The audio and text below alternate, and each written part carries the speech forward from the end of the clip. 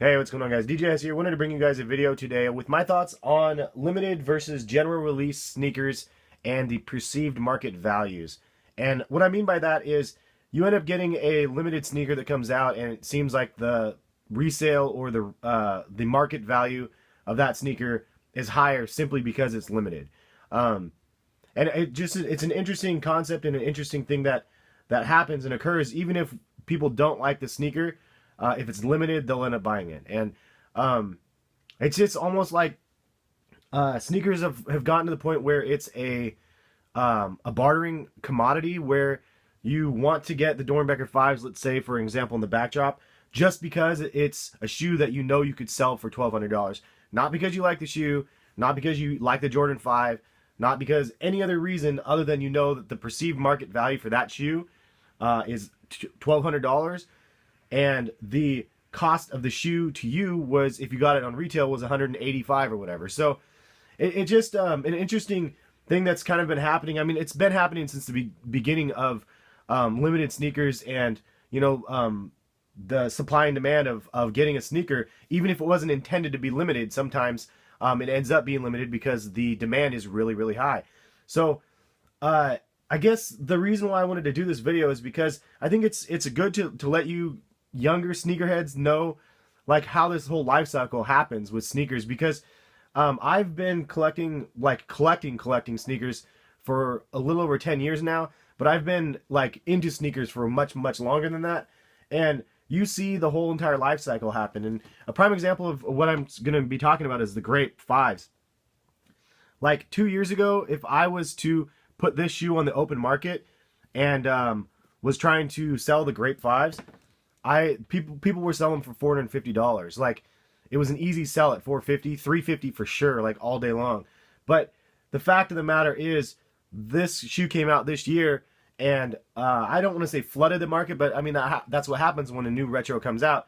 And all of a sudden, you can buy those shoes for damn near retail, and they've had them at the outlets for B grades at least. So the Grape 5s went from this item that was, I guess, technically worth like $350, $450, and now you can maybe get $200 for it, which is just, it's kind of interesting how the shift happens. Now, my point is as this shoe, as everybody rocks the crap out of these shoes right here, and then all of a sudden, let's say they had 100,000 pairs of these on the market, everybody wears them, then all of a sudden maybe there's 20,000 pairs on the open market that are left dead stock.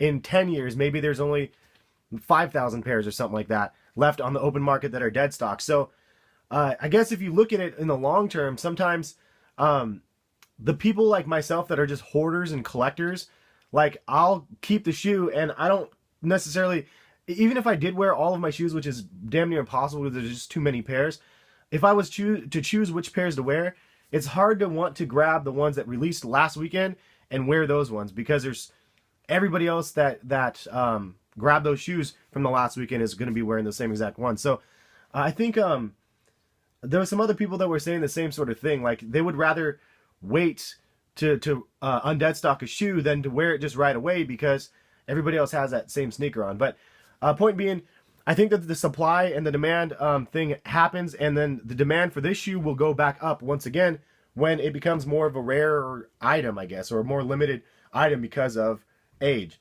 And whether or not Nike actually, or Jordan Brand, ends up retroing it again, and when, I guess, is going to be, I guess we'll just see when that happens. But this is another example of the Fire Red 5s. Huge market on these ones. They think 300 or something like that, probably. I honestly didn't pay too much attention to the resale market because I don't sell a lot of my sneakers. But these ones were very highly sought after, especially the black tongue. And as soon as the silver tongues came out, everybody's like, oh, the black tongue, the black tongues.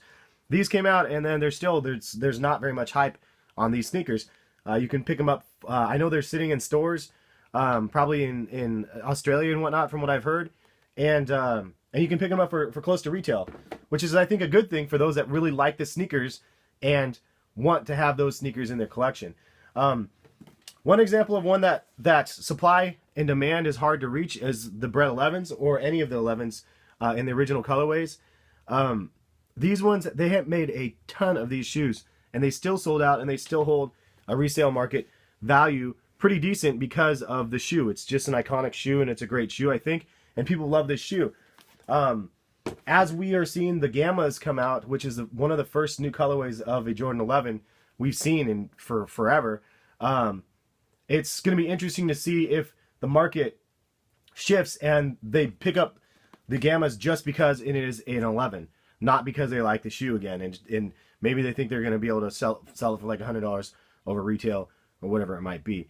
But if they flood the market with 11s in new colorway after new colorway after new colorway, will we see the same effect as we've seen on the 5s? I guess it remains to be seen. The other thing is, this is a prime example of a shoe that came out, and I've mentioned this many, many times, but for those that are new to the channel, the Dave White ones was a limited release when it first came out. It dropped, and people were flipping them for $400 or $500 within the first week that they dropped. And then a month later, they ended up making it a general release. And all of a sudden, the resale value on the shoe went down to now, I think the box price was $200. And actually, let me check real quick here. Yeah, $175, sorry. So $175 on the box on these, and I mean, you could pretty much sell them for retail now. I mean, it's just the demand is not there. And then you go to a shoe like this, where this is the Bread 1, and this is the Band edition right there, as you can see. When this one came out, I honestly don't remember there being a lot of hype on this shoe. I was lucky to get it, and I was excited because it was an original colorway that I really liked. But I don't even know what the resale is on those. I know people were asking like $800, $1,000 on eBay for them, and I'm just like, what the hell? Like, it's just crazy to me. Like the supply versus demand on a sneaker and the perceived market value based upon limited quantities of the sneaker. My remedy, I guess, and solution for that is if you're in it for just making a profit, then, I mean, I'm not knocking you if that's all you're going to do, is just buy the shoe just because you know that there's a perceived market value that's higher, and so you can sell it and use it for bartering to get something that you want. I understand the concept of doing that. I'm pretty sure we're all guilty of doing that at some point along the way, but it's just an interesting way to see how collectible things have become, and sneakers are obviously one of those things, same as stamps and coins and Beanie Babies and everything else, where it's just more of a bartering tool than an actual appreciation of the shoe. Now, I love the Jordan 5 model, so I pretty much have every colorway that came out with a shoe except for the Fear 5s this year, and then the Grapes, because I didn't pick up a double up of the Grapes, but I picked up a double up of the Fire Reds.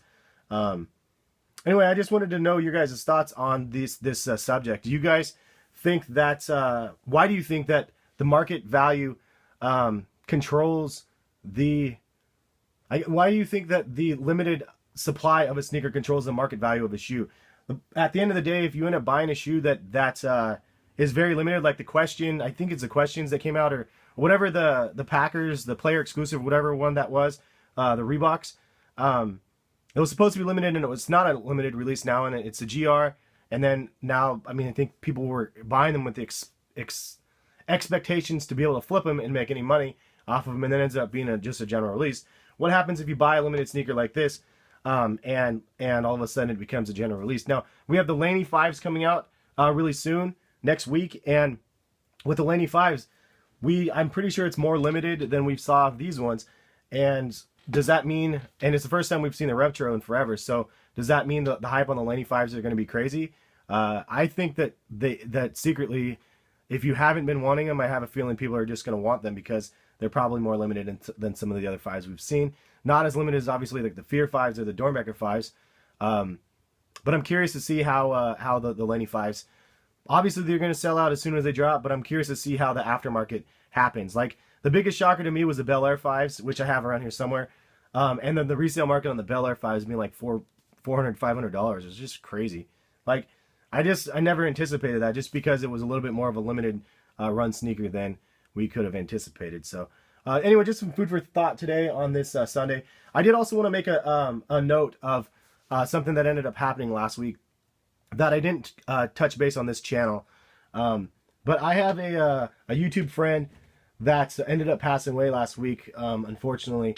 And his name is Yodi Slayer, and I just it's been really, really hard to kind of deal with. And I wasn't like best friends with the guy or anything. It was just an Xbox guy that I would play games with, and it was an honor to be like a part of his games and stuff. I mean, if you don't know who he is, He had a channel with 550,000 subscribers, and he played like a lot of zombies and a lot of Borderlands 2 and stuff like that, which is pretty much what my other video game channel is as well. So we definitely got along well, and it's just a shame he ended up passing away. It was a really tragic car accident situation, and I don't know, man. I don't want to talk about too much. I just wanted to pay my respects for those that are leaving comments.